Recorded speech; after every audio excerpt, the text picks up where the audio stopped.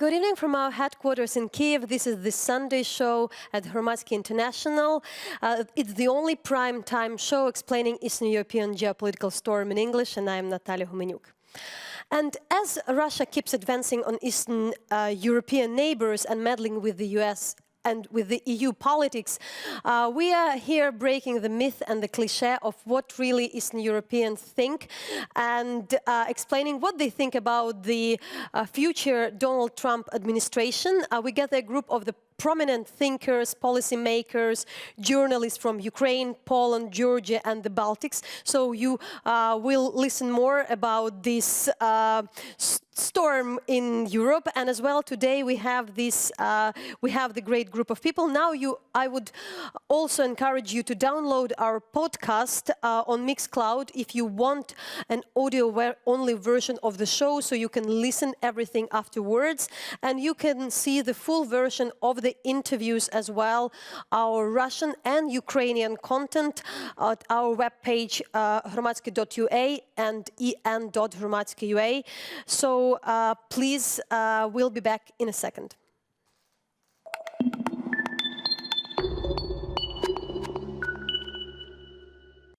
We'll have our great panel. We'll start with Brian Bonner, who is the Kyiv Post editor-in-chief. So I'd like to introduce our guest, and as well Olena Trehub, who is the director of international programs at Ministry of the Economic Development and Trade, and also have background living in the US and knowing well what is happening and what is this change in Washington. Alexandra Sushko is the research director at the Institute for Euro-Atlantic Cooperation and one of our Ukrainian top analyst on the international security, and Nina Yankovic is the Fulbright Clinton Public Policy Fellow already for 10 months in Ukraine, and there are a lot of issues to raise.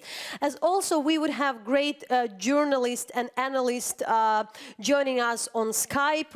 It's Balazs Yarabek from Budapest, prominent Latvian journalist Paul Rancep from Riga, Nataliya from Georgia, and also the head of the Atlantic Council Poland, we call to him from Warsaw. So probably there was inauguration this week, and probably we would start, we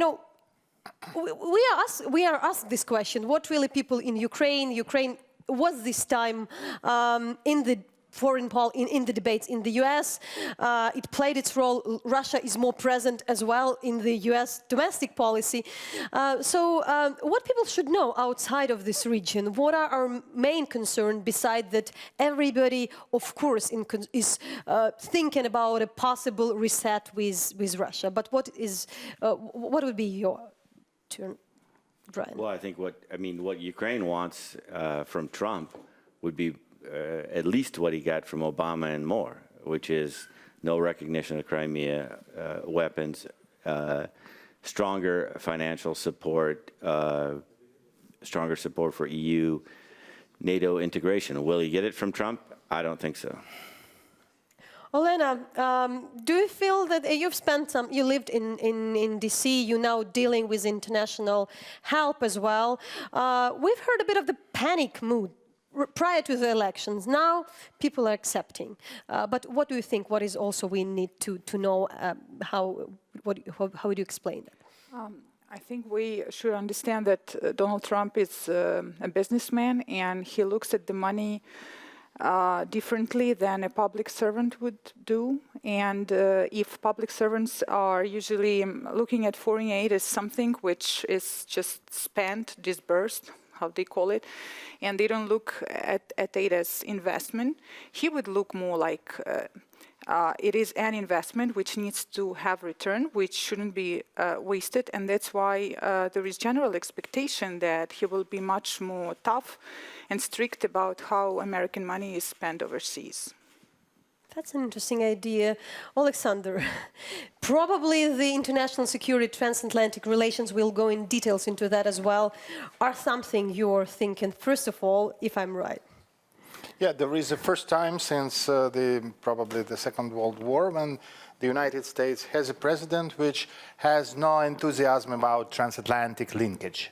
So this is a kind of challenge to the whole architecture which we used to deal for decades. And I think that that will be, and we have observed for many times when Trump criticized not just European leaders, European countries with their policies, but also the whole system of transatlantic cooperation, including collective security. And so from this point of view, this is a challenge how he will adjust to the reality in which transatlantic connection and transatlantic security is the issue of the vital importance for people both sides of the Atlantic Ocean.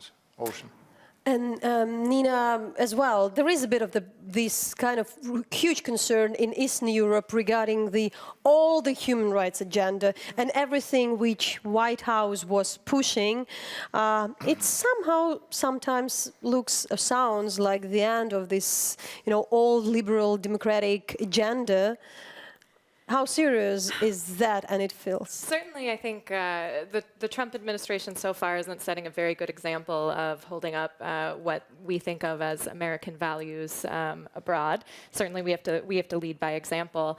I hope that folks in Congress won't let that happen, and that anything that the Trump administration tries to do against human rights and democracy around the world, we can count on the Congress to hold him accountable, although with the Republican Congress that may not be the case. I'd like to, please interact, and I would just bring the topic of the Trump administration. We can show, of course, the future Secretary of State, Rex Tillerson, the oil industry leader. We see his connection with Vladimir Putin. At the same time, in this cabinet and this administration, there would be people like the general. Oh, I'm sorry for that. James Madison. James Madison. They are still new for us faces to remember, despite how you preparing, and that brought some enthusiasm to the area. But what do you think? Really, can this his administration balance the Trump with compared to how concerned he is about all the advice he had given by the members of the team? Well, there's going to be conflicts ahead because Tillerson's views are not the same views he expressed as a CEO as ExxonMobil as he did when in his nomination hearings for Secretary of State. Mattis is expressing a classical transatlantic, pro-NATO, human rights agenda. Russia is a threat. So we either have a huge conflict coming, and the thing is, which side is Trump going to take? Is he going to take his view, which is we should do a deal and somehow link the removal of sanctions to reducing nuclear weapons, which is idiocy, it looks like, from both sides, or is he going to listen to these veteran voices around him? But may I add, it is interesting to observe that actually when Tillerson was at the hearing and he was stating all those things which Trump usually does not say about Russia, he was asked afterwards, did you actually agree on those issues with your boss, with President-elect Trump? And he said, not yet. I didn't have a chance to talk to him. And then when Trump was asked about his nominees for the cabinet, he said, I just told them all to be themselves, to say what they think at the hearings, I want everyone to have their position. Which could play out in a very strange way in these cabinet meetings, right? We know that Trump takes offense when people disagree with him very publicly and often embarrassingly. How could that play out in terms of personal conflicts? We have no idea. Alexandra, what would be also your advice or analysis for the policy people here here, of course, there is this discussion. Ukraine had really put its support towards Hillary. There is the publication about that. It's also doubtful how influential Ukraine could be. But really, to rebuild the connection with the Trump administration, with a separate, maybe representatives of the teams, what's going on that in that regard? How do you see what the Ukrainian government is doing? And I think that the government, if we think about the people who are responsible for this policy, they mostly understand what needs to be done, and they do not have illusions that it is easy.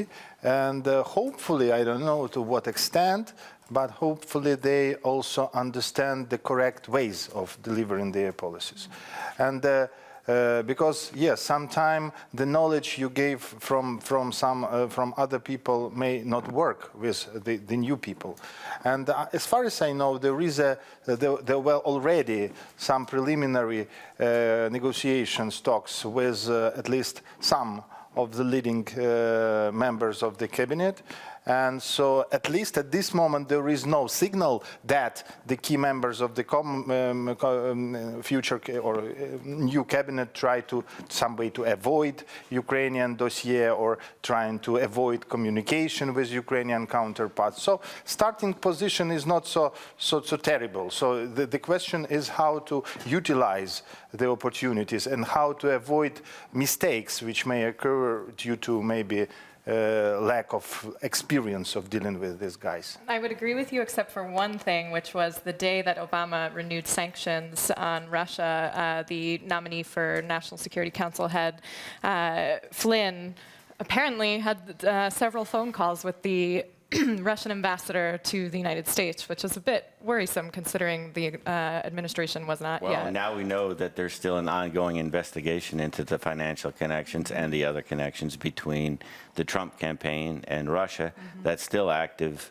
Apparently, a lot of journalists knew it and didn't report on it. I think it's very doubtful for Ukraine, sitting here in Ukraine, that it's going to get this nation's going to get a higher priority from Trump in this Trump administration, given the priorities of Trump, which seem to be arguing over how many people so far attended his inauguration. How missed would be Joe Biden, and really what would replace? Because it's not a secret that Joe Biden had, had a huge role. He had been calling president dozens of times.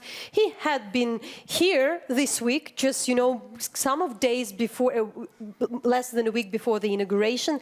So really, who could replace that tie?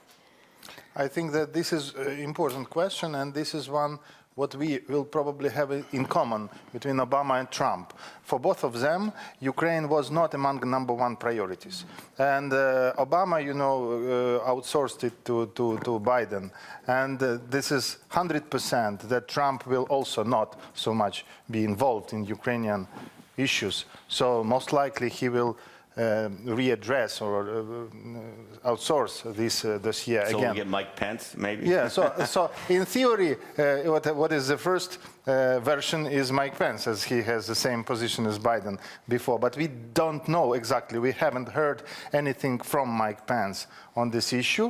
And so this moment it is not clear if this is his interest, because you are correct that it was very sincere Biden's interest to deal with Ukrainian dossier.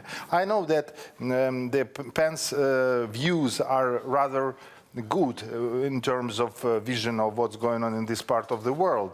However, there is still a question if he is really willing to be engaged on the basis like Biden did.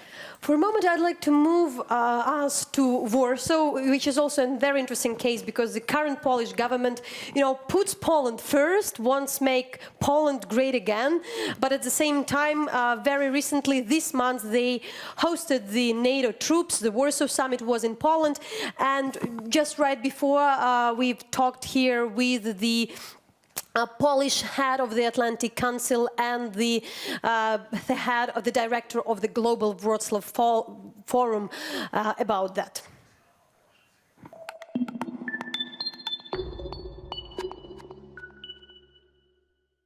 Warsaw is joining the debates. So I would say that when you're listening to the Polish government, Polish ministers, you can hear that the feedback, the first reactions are pretty positive.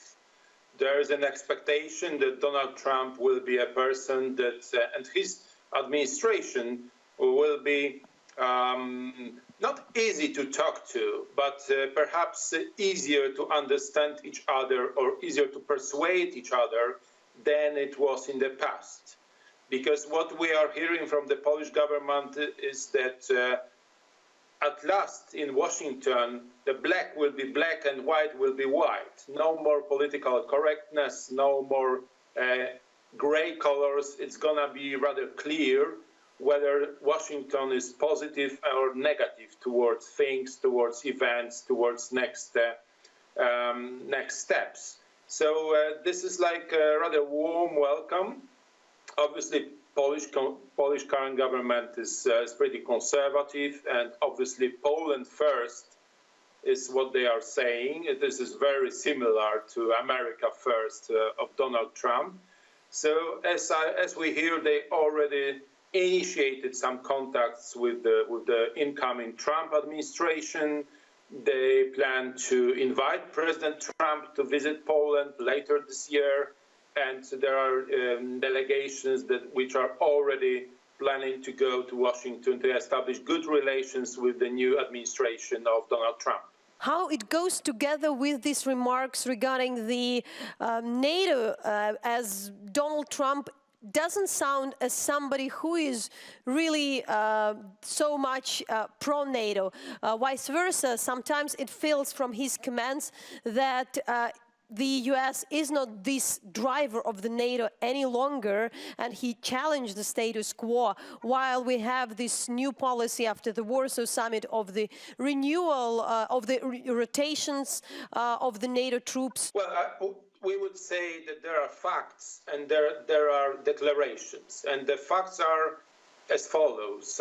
Following the Warsaw Summit, Warsaw NATO Summit of July 2015, a number of US troops, the Heavy Brigade, has already been deployed in Poland, and there are these 4 battalion groups which are to be deployed in Poland, Lithuania, Latvia, and Estonia. So this process is underway, and the President Trump and his administration did not try to stop it and will not try to stop it. There's a big hope in Warsaw that although declarations are, as you described, Americans will stay in Poland, and then they will stay in the region, in the Baltic republics, because this is in the deep interest of the national security of United States to keep the soldiers deployed in the Central and Eastern Europe. So even though President Trump is saying what he says about the NATO, about we would say the idea of running a new reset in his relations or in Washington relations in Moscow, these are just the initial words, but the reality is a bit different, and also this reality is expressed by other members of Donald Trump administration, mainly General Mattis, a new chief of Pentagon, whose views on Russia and whose views on Russia actions and Russia aggressive activities are very different from official declarations of President Trump.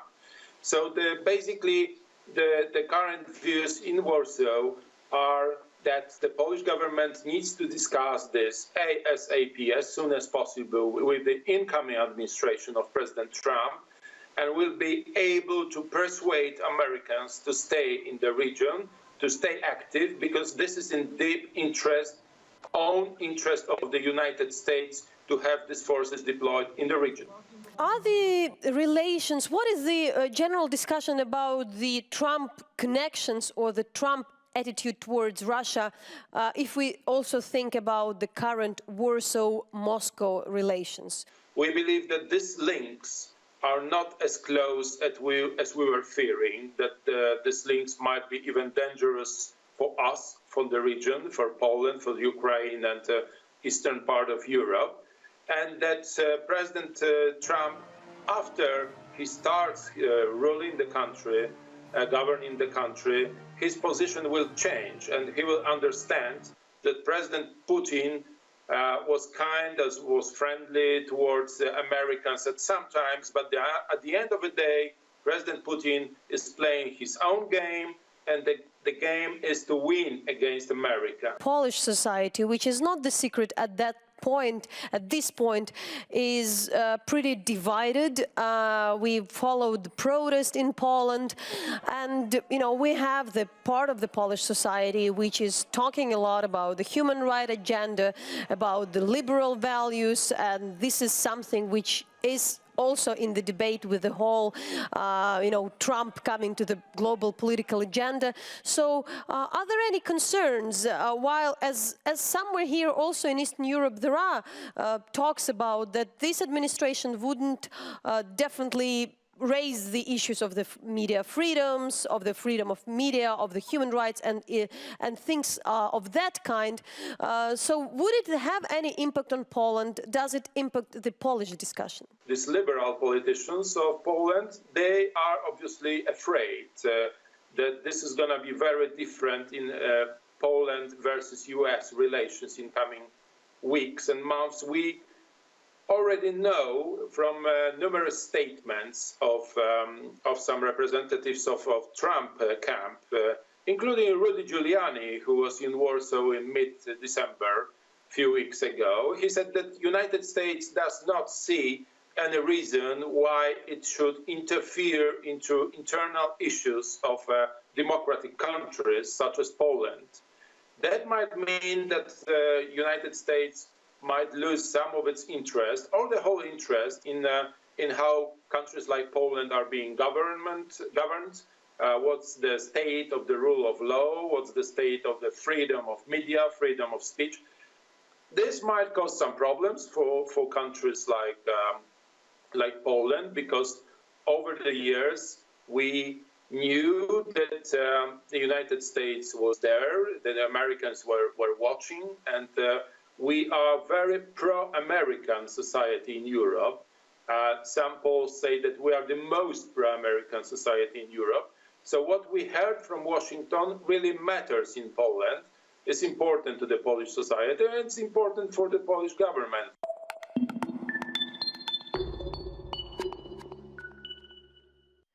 So we listened the opinion from Poland. Do you think, how much it matters to us? I think it's a very hopeful view, considering that this president, besides all the misstatements in his inaugural address, has cheered on Brexit and views the EU as a trade competitor, has cheered on the Russian annexation of Crimea.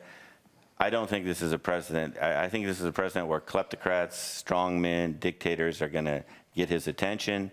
Human rights, not going to be on the agenda. Do you share that? I'm like this, not the very cheerful. He calls NATO obsolete. Okay, NATO is obsolete. You could strengthen NATO. I don't think it should be disintegrated. EU, we all know, is dysfunctional, but the solution seems to be unity, not every nation and every billionaire for themselves.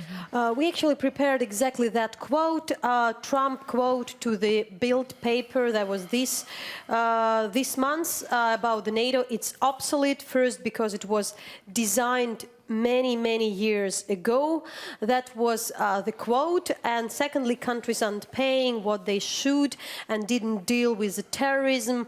So really, to what extent we can believe in the strength of NATO if probably the number one, it's not a probably, but clearly a number one, the most important country there, leadership is speaking of NATO in that terms. I think that this is a reflection of the general approach of Trump, who does not believe in multilateralism. He doesn't believe in any multilateral structure, including NATO. He rather hopes to have some bilateral strong linkage to the country which is in his focus, and do not have a lot of responsibilities for the others. And that is why, for him, NATO is something which is not useless maybe, but not top priority, and that's what we will see with the rest of the international organizations, I think. So what it means to this region, where we are not China, none of the countries in the region are not like Russia or China or any other big country. Well, I want to stress that actually the sentiment about America paying for the security of Europe, it's not only what Trump says. This is what I heard many times on many occasions from people who work in Pentagon, even under Obama administration, that Europe doesn't pay for its security, and why do we need to pay for all these wars and security all over the world? And so I think that we should understand that like Trump may express one views, but then there is also some view of the people who will be in charge of his security agenda. And there will be some balance there. And that's why I think it's too early to panic and say because he said so. I think that there will be just more pressure for countries to pay for being in NATO, more pressure to participate.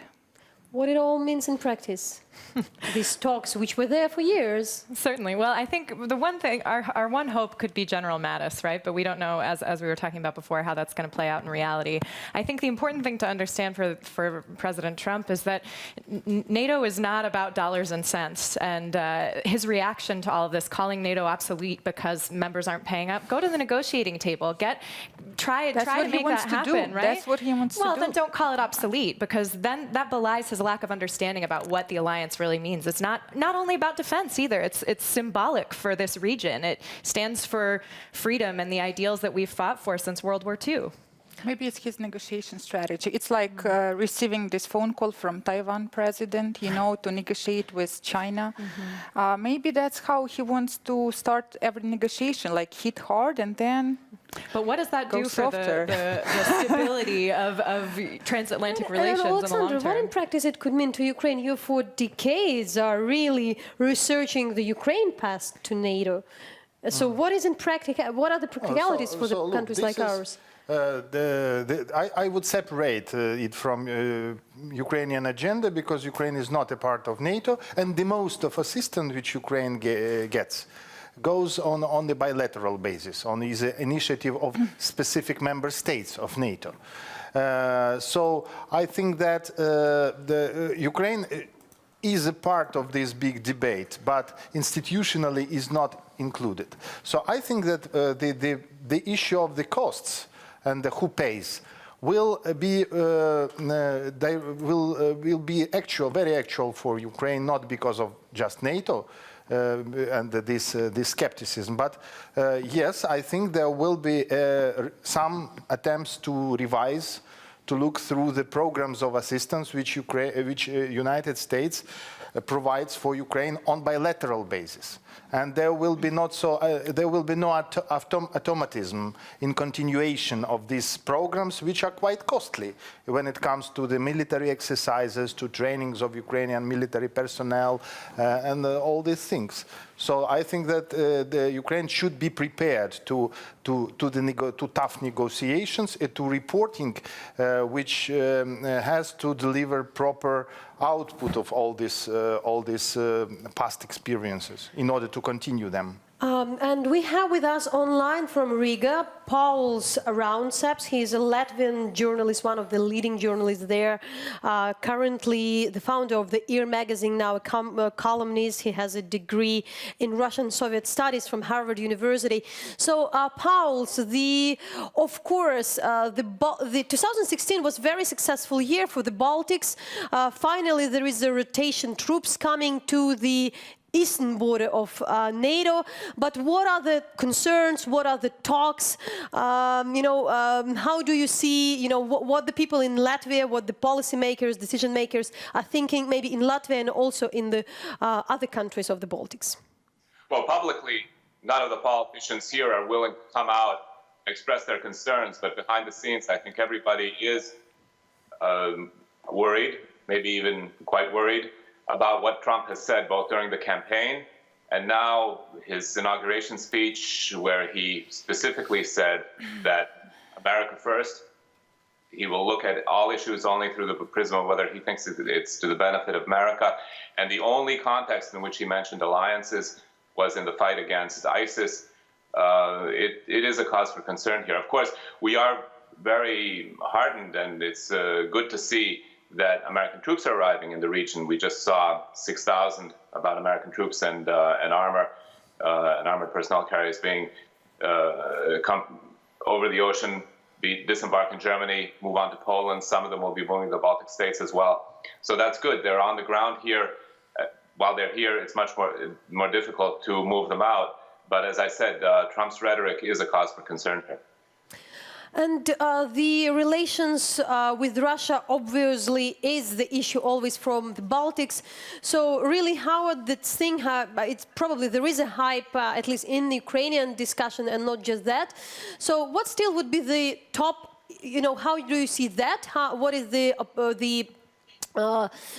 public thoughts? And also, would you also add maybe there are some other priorities to the Baltics?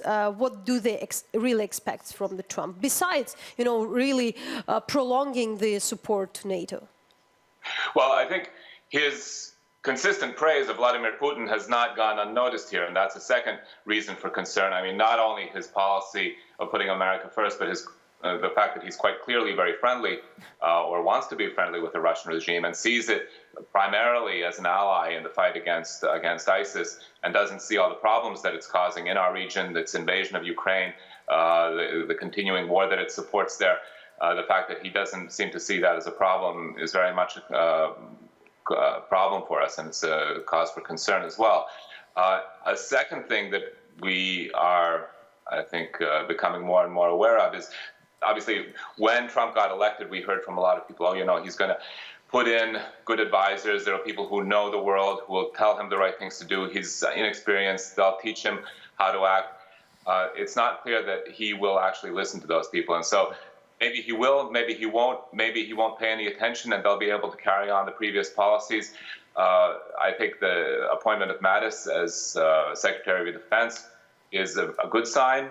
Everything that he said is something that we find very positive. The incoming Secretary of State, if he's approved, also said positive things about NATO, although I think that his stand on sanctions was a little concerning. He wasn't perhaps as strong on those as we would have wanted, and I'm sure as Ukraine would want. So these are issues of concern as well. In this context, what the Baltic states are really looking for is to strengthen our relationships with the Nordic countries, with Poland, to look for cooperation on this front, because as Edward Lucas, the economist journalist who I'm sure you know as well, has written, if you look at the military budgets of the Nordic states, the Baltic states, and Poland put together, they're half as large as the whole Russian defense budget, and the GDP of these countries is larger than Russia. So in fact, if we can cooperate, maybe there's some ground for support there, but it's a new area and there's a lot to do there, so it's not something that would happen quickly. So it's that's a long-term project at best. Okay, Paul, thanks a lot for your view from Riga and from the Baltics, and I think that is also an interesting thing to listen to how the different people in the region, share some of their concerns, and maybe sometimes the less panic mood than probably it was some weeks ago. So shortly before we have already the colleague of us on the line in Tbilisi, I'd like to ask you about, of course, the Ukraine, the Trump-Putin relations. In every second discussion in Ukraine, we speak about Putin or the Kremlin. And this time we've been at the lunch, which is the usual lunch at the Davos Forum. It was about Ukraine, but everybody spoke about Russia and Trump. So really, to what extent you think this discussion here is really, or at least everywhere, is probably overdone? To which extent the concerns are legitimate, and what really we should be concerned about? Anybody I think that there is some specific standpoint of Trump towards Putin. It's clear that this is the only leader of the world which is treated by Trump with something which we do not fully understand. He is very critical on everybody, from China to France and Germany, throughout the world, regardless of the allies or the competitors. But Putin is very much specific in his rhetorics. And at this moment, nobody can really say what is behind this, because there are lots of conspiracy, there are lots of theories, and some people say that Putin has some compromise, and Trump knows about that. Some people say that this is just about some mental closeness of these two guys who are looking for, and there is a ground for the grand bargain between them. But at this moment, nobody knows. But what is true that in his each statement, when he mentions Putin, he mentions him with some specific emotions which differentiate this treatment from the rest of the world. Brian, you know the mood of the Ukrainians, writing all the time about that, about the Ukrainian, sometimes even a fear of the Kremlin. So what do you say on that?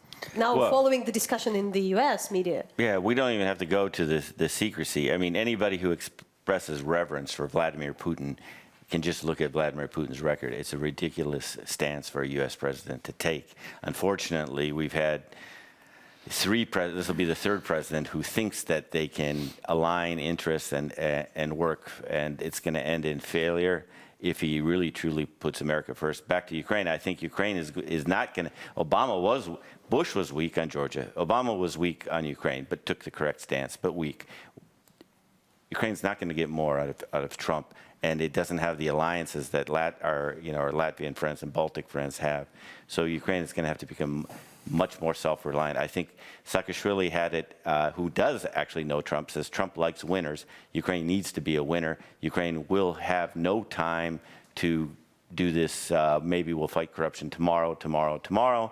Ukraine is going to have to defend itself. Europe, it looks like, is going to have to defend itself and decide for itself whether it wants NATO or not, because I'm not sure, and Europe is going to have to decide what to do, and Ukraine's going to have to decide what to do if the U.S., if under Trump, wants to remove sanctions and some nations in Europe follow suit. Then what happens? We will follow with that. I see you have something to add, but we have Nataliya, who is editor-in-chief of the Coda Story from Tbilisi, Georgian journalist. Nataliya, thanks a lot for being with us. We just talked also that former president of Georgia, Saakashvili, while he is in Ukraine, he already political figure, says that Trump favors winners and, also praised his connection. That was a bit of the Georgian note in that discussion. But in generally, so what are the main issues for Georgia and expectation from the Trump administration besides being self-reliant, as always? Well, if anyone tells the expectation... Sorry, we have a bit of the troubles of having Nataliya. Let's see. Let's give her another try. Or when we can have it, when we have her, because she was waiting for a while, we'll get her into that. But just I'm listening to the director. If it's better to do right now, not to break the discussion. Okay, she's there. So. We just lost signal. Yeah. We are there, Nataliya.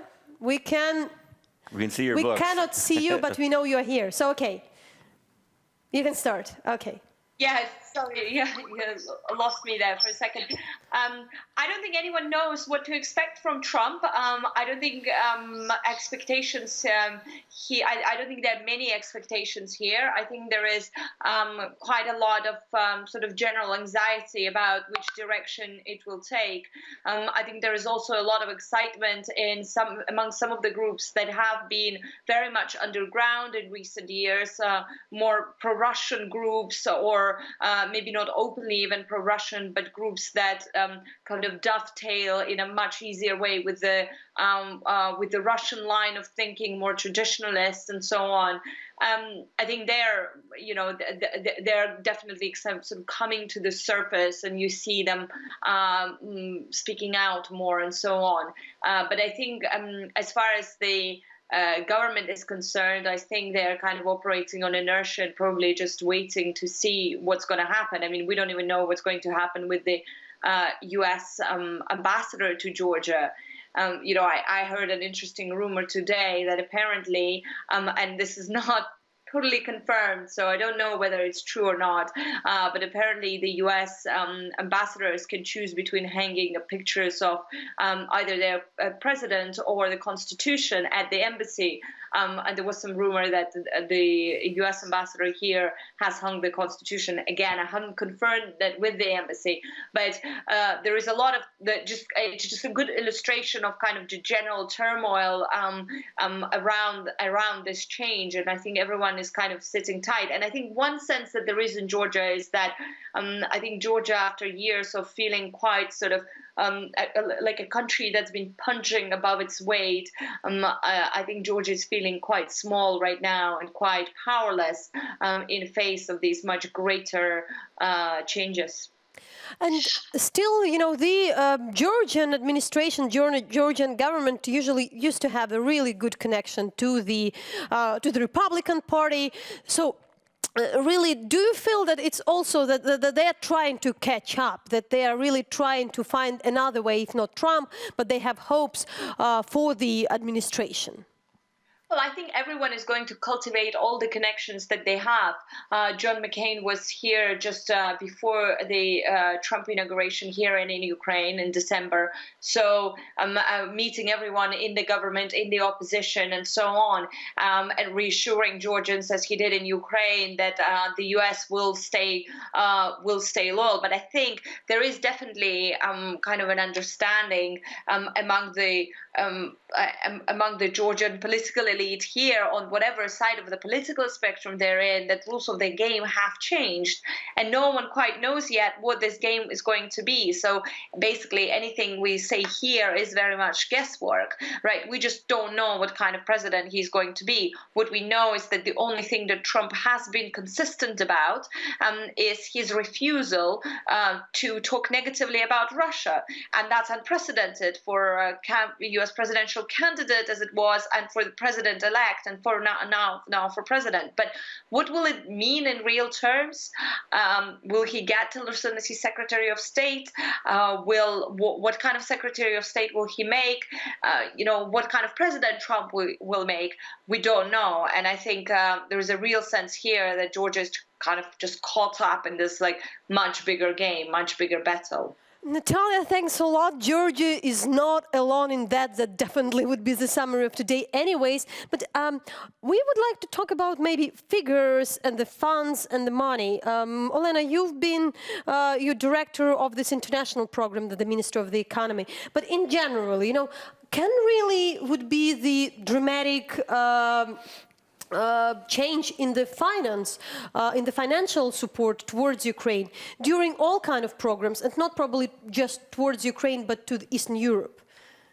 Well, definitely it may happen, because currently the top recipients of American assistance are, for example, 3 countries. It's Israel, Egypt, and Afghanistan. But regarding Ukraine, we are in top 10 right now. And we were supposed, according to their planned amounts that were appropriated by the Congress, we were supposed to move even higher on this aid agenda. But right now, you see, it depends on the power of administration versus the power of the Congress, how much we will end up receiving. Because, as you know, Republican Congress, they would support aid for Ukraine. And that's why we're looking right now at like $500 million package for Ukraine this year.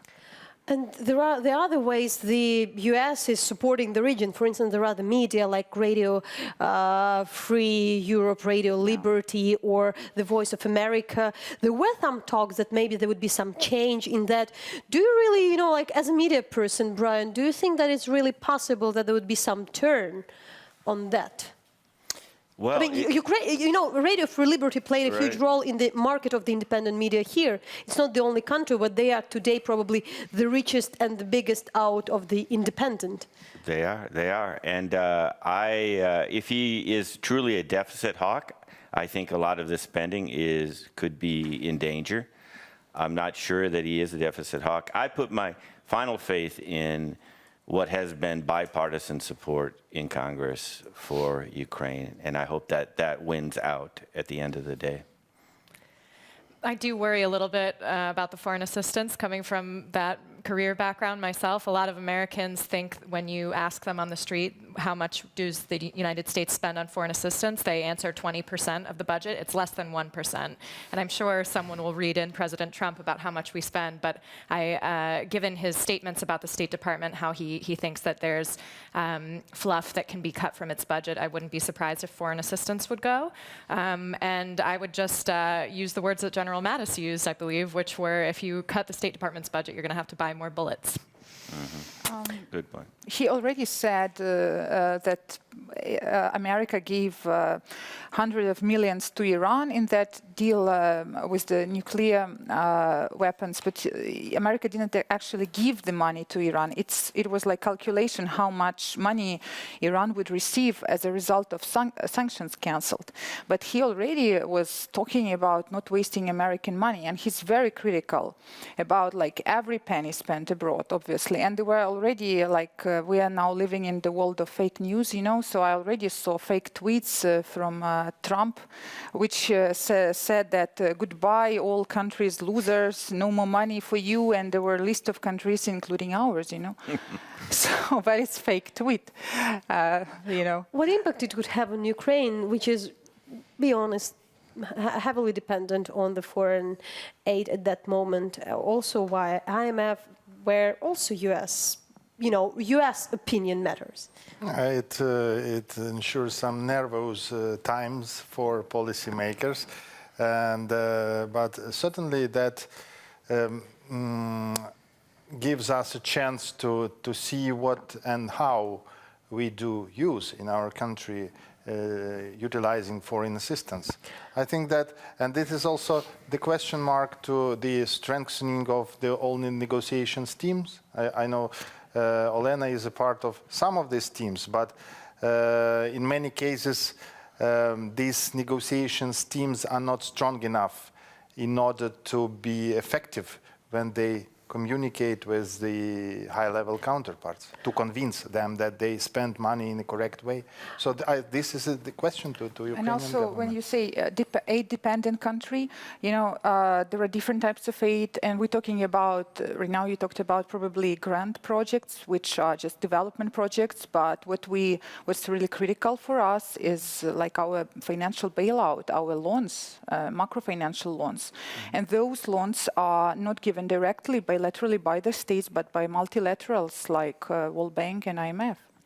And also one thing more, this February Ukraine would had the permanent security council in the UN, and there are a lot of hopes here by the politicians that it happens once in 2 decades, but also Donald Trump didn't talk really high on the UN.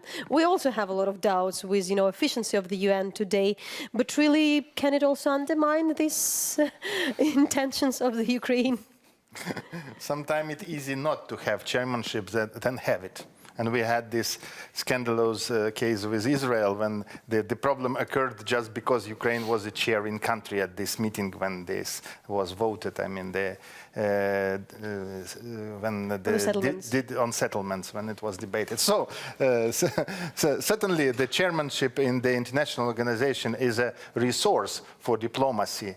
However, again, we need to have a plan how to use it and for what. And there is no enthusiasm enthusiasm. And what we said on NATO, the same correct on UN. So there is no enthusiasm of Trump on these organizations. However, I'm sure that that there will be some continuity when it comes to the position of the United States in the Security Council. When it comes to, we were listening for the lady which is replacing Samantha Power.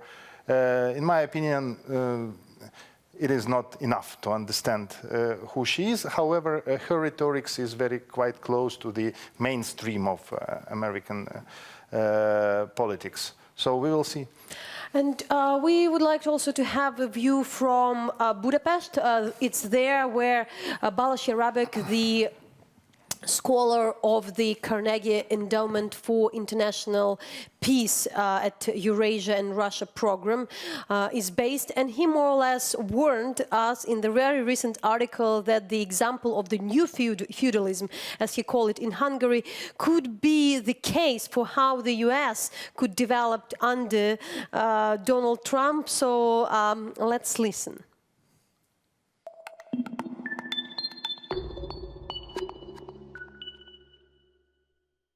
The European elites, particularly the EU elites, are very much frightened. There was a very emotional piece, news piece or an analytical piece in the Spiegel, in the German newspaper, exactly describing that the European elites are afraid of what Trump can bring. They also, I think, it's a bit afraid that they have to grow up security-wise.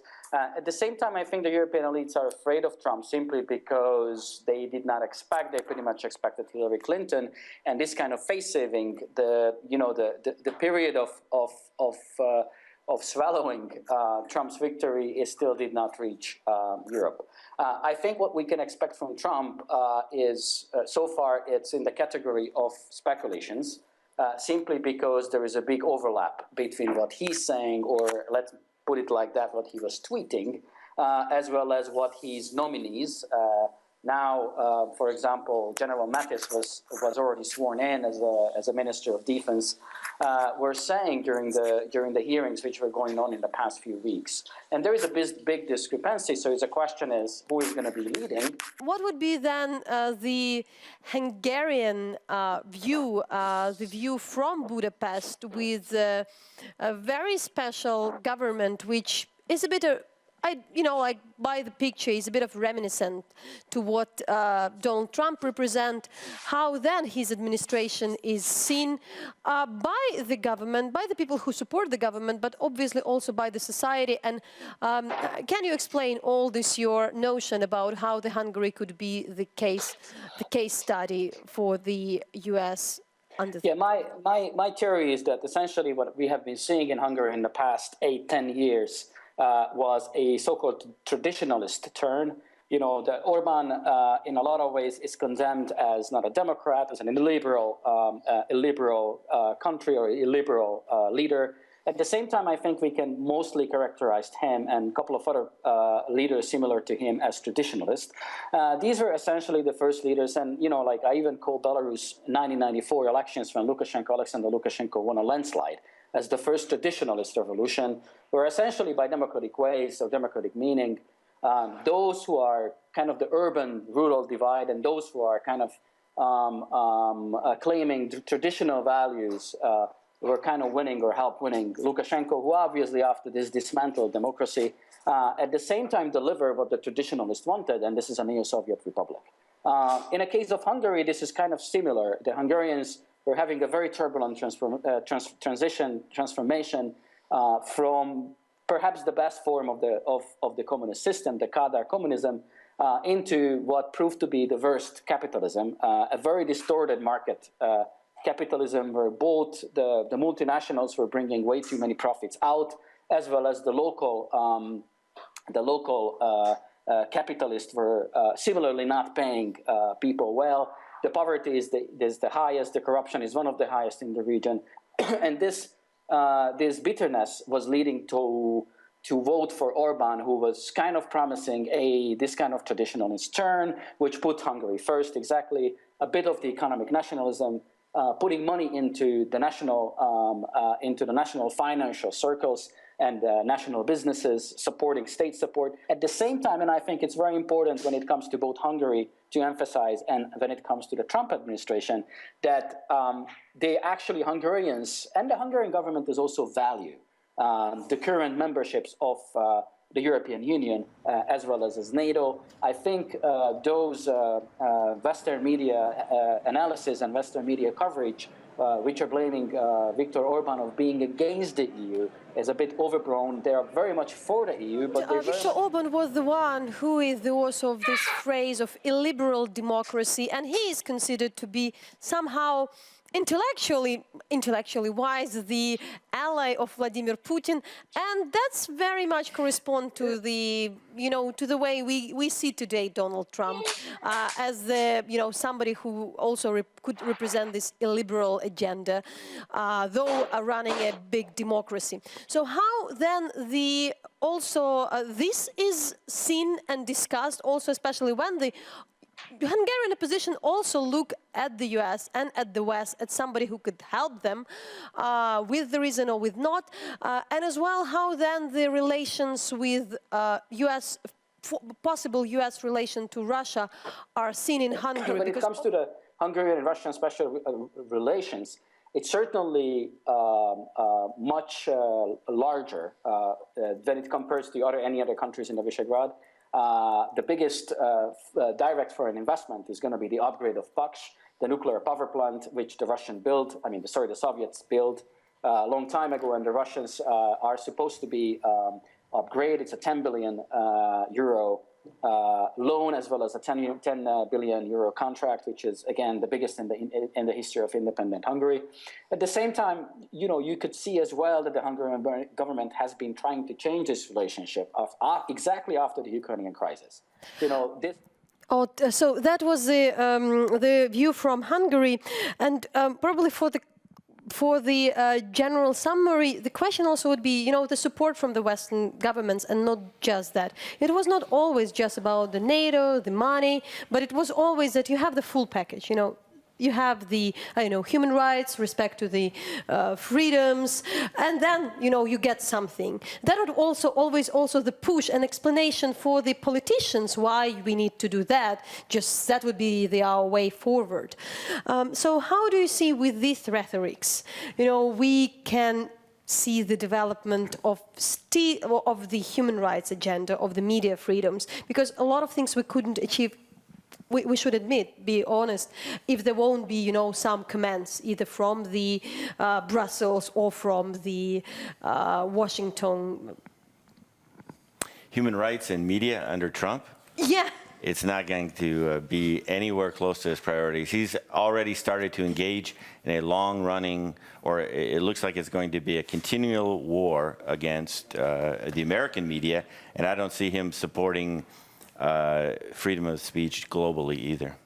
Do you feel that there would be an excuse, and that's exactly what the policymakers feel in this region, that they can kind of be, less concerned, less devoted to something they don't want to be devoted? Well, It's a danger. Yeah, it's right now there is this discussion that we used to have the world which was led ideologically in terms of liberal democracies, capitalism, free trade. It was led by US and co-led with Europe. But right now, Donald Trump clearly stated in his speech, America first, and I care only about America. And then in Europe we see... Which part of America? We'll find out. Yeah, and in Europe we see also governments who are also nationalist. And that's why it's a different kind of perspective. And that's why in Davos, that it was the first time that Chinese leader came to Davos, and he was speaking about open markets, open market, free trade. In praise of globalization. So he is, and they were discussing. So is China the new global leader right now? Yeah, and the leading of the capitalist world as well. So what do you really, to summarize, what probably in this regard would be something really to know?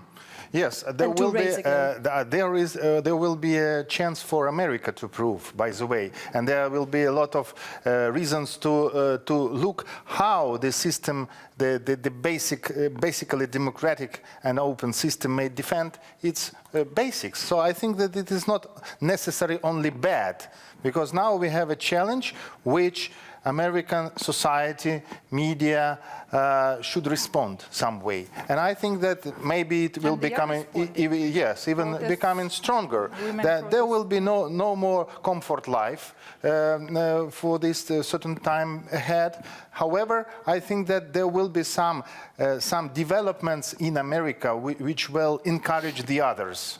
How to defend, how to protect, how to be consistent in certain values.